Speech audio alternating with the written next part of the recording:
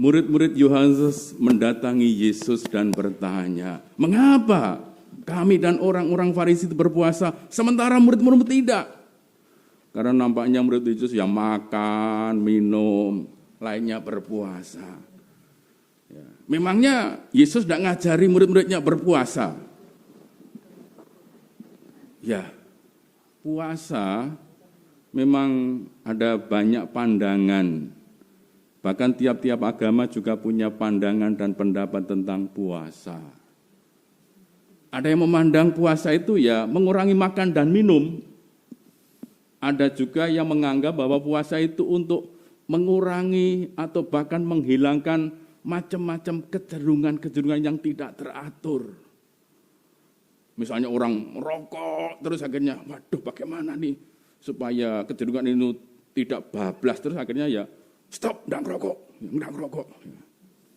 Macam-macam, ada banyak kecenderungan tidak teratur, lalu kemudian ya orang mencoba mengatasinya dengan berpuasa. Apakah puasa itu hanya menyangkut unsur badaniyah manusiawi saja? Yesus dalam jawabannya memperlihatkan bahwa puasa itu apa? Secara rohani selalu berhubungan dengan Tuhan. Dapatkah sahabat-sahabat mempelai laki-laki berduka cita selama mempelai itu bersama dengan mereka? Tetapi waktunya akan datang mempelai itu diambil dari mereka dan pada waktu itulah mereka akan berpuasa. Jadi bagi Yesus puasa sungguh akan bernilai kalau apa? Selalu dikaitkan secara rohani dengan Allah. Maka puasa merupakan apa? Sebuah sarana yang membantu kita untuk terus mengolah hidup batin supaya kita lebih mampu dan peka untuk menangkap dan memahami Allah yang tersembunyi itu. Bisa semakin mendekat dengan Allah. Maka puasa merupakan sebuah tindak rohani di mana kita mengolah hidup batin kita. Kapan itu?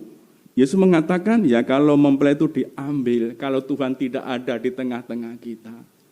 Ketika kita jatuh dalam dosa, ketika Tuhan menderita, ketika Tuhan ada jauh dari kita.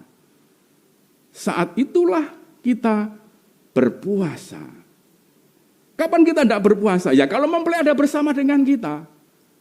Kapan? Ya nanti pada akhir zaman ketika Yesus datang kembali untuk kedua kalinya menjumpai kita.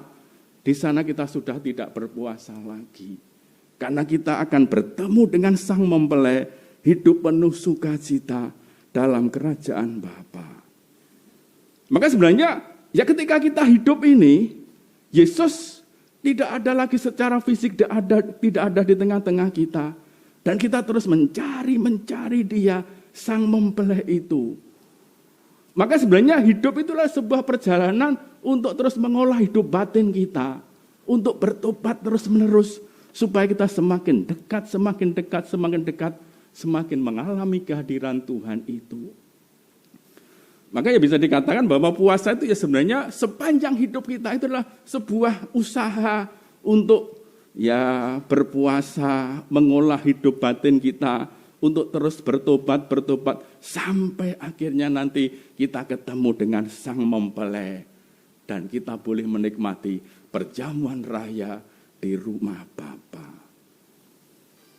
Memang ada saat-saat khusus gereja memberi waktu untuk apa? Untuk mengingatkan kita. Sebab manusia itu kalau tidak diingatkan seringkali lupa. Ya lupa. Ya, diingatkan ada waktu khusus. Oh iya ya, sadar ini masa Prapaskah. Kita berpuasa, waktunya berpuasa. Ya. Supaya kita sadar bahwa sebenarnya perjalanan hidup kita adalah sebuah perjalanan pendakian, mengolah hidup batin terus-menerus itu. Memang berguna juga puasa secara lahiriah. Kita mengurangi makan dan minum. Puasa kita ya sebenarnya sangat ringan. Karena memang bukan menekankan soal prestasi lahiriah, tetapi lebih mengolah hidup batin. Puasanya hanya Jumat, Rabu Abu dan Jumat Agung. Pembukaan dan penutup saja, ringan sekali. Ya. Dulu boleh ya makan 3 kali, 1 kali kenyang, 2 kali ya setengah-setengah terus 1/4 kenyang. Ya.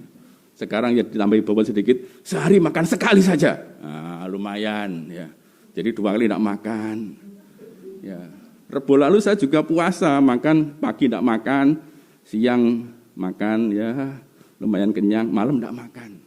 Rasanya ya agak lapar-lapar. Tapi lapar secara lahiriah itu juga baik untuk kita. Supaya kita juga mengalami apa artinya dan rasanya lapar itu. Sebab hidup kita tuh mengalami banyak kelaparan. Bukan hanya kelaparan secara fisik. Dengan kelaparan fisik itu kita diingatkan, iya ya, ada banyak hal yang sebenarnya saya itu lapar. Rohani kita itu lapar dahaga. Siapa yang bisa memenuhi kelaparan rohani kita? Selain pada Dia sang mempelai yang rindu untuk berjumpa dengan kita. Maka puasa-puasa lahiriah pun juga berguna untuk kita, membantu kita untuk menyadari bahwa kita sungguh mengalami banyak kelaparan rohani. Begitu banyak orang-orang juga mengalami kelaparan cinta, kasih sayang, mengalami kehausan batin, mengalami kekeringan dan kekosongan hidup. Kemana mereka pergi dan mendapatkan kelegaan itu? Selain pada Yesus yang sungguh bersabda, datanglah kepadaku kamu semua yang letih lesu dan beban berat, aku akan memberikan kelegaan padamu. Maka masa ini adalah masa di mana kita diundang, dipanggil untuk sungguh mengolah hidup batin kita. Semakin kita hening, nanti semakin banyak kita temukan ada banyak kelaparan dan kehausan rohani kita. Ketika hidup kita biasa-biasa saja dalam masa biasa, kadang-kadang kita tidak bisa mengolah, tidak bisa tahu persis. Karena ya semuanya namanya aman-aman. Tetapi di tengah yang namanya aman-aman tadi, zona nyaman tadi, ketika kita hening melihat, ternyata apa? Ada banyak dari dalam yang, ada banyak kehausan, kekeringan dalam diri kita yang selama ini ternyata tidak kita olah. Ya. Maka ini kesempatan untuk mengolah itu, untuk melihat itu. Masa ini masa yang sungguh amat indah. Masa di mana kita diajak untuk terus memperlihatkan kerinduan batin kita akan kasih Allah itu. Apakah Allah hanya akan kita jumpai ketika nanti pada akhir zaman? Ya tidak. Allah hadir setiap waktu dalam setiap peristiwa.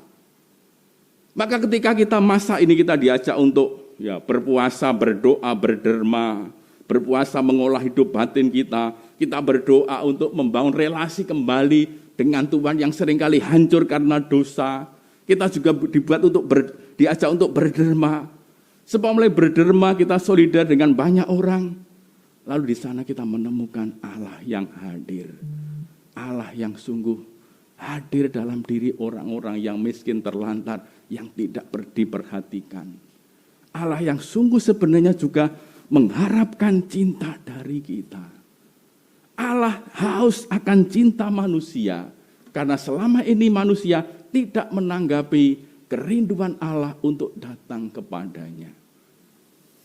Maka ketika kita juga dalam masa ini banyak bergelut dengan orang-orang yang miskin, yang lapar, kita menjumpai mereka, di sana kita juga menemukan Allah yang sungguh rindu untuk dijumpai dan dikasih itu. Di sana kita sungguh mengalami Allah yang sungguh hadir menyertai pergulatan hidup kita. Maka kalau kita prihatin, dan Rabu kemarin Bapak Paus juga mengajak kita untuk berdoa, caraku sebagai perdamaian di Ukraina. Kita bisa merasakan dan mengalami, inilah dunia kita.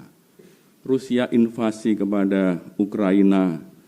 Ya, ini sesuatu yang memprihatinkan kita. Dan itulah sikap manusia, hati manusia, keadaan dunia kita. Keadaan yang seringkali juga diwarnai dengan begitu banyak kekerasan, penindasan, dan perang. Bukankah ini adalah suatu panggilan bahwa Allah ada di sana? Allah ada hadir dalam diri orang-orang yang teraniaya, yang menderita, yang sakit, yang sungguh situasi yang sungguh amat situasi gelap itu. Ketika kita juga terus melalui doa-doa kita, melalui derma kita, melalui puasa kita menyalurkan rahmat Allah, di sana kita bisa mengalami berkat kerahiman Allah yang berlimpah-limpah. Maka marilah para saudara kita mengisi masa prapaskah, masa puasa, masa retret agung bagi kita umat beriman, agar melalui semua usaha-usaha manusiawi itu, kita akhirnya semakin berjumpa dengan Allah yang tersembunyi, Allah yang sungguh ingin menampakkan diri, namun sekali tertutup oleh situasi kehidupan dunia, sehingga kita seringkali juga sulit untuk menemukan Allah. Namun bila kita sungguh tekun setia mencari, melalui puasa, doa, dan derma kita akan berjumpa dengan wajah Allah, menemukan kasih-Nya, sehingga hidup kita terus diperbarui di dalam Dia Sang Kasih itu. Tuhan memberkati kita. Amin.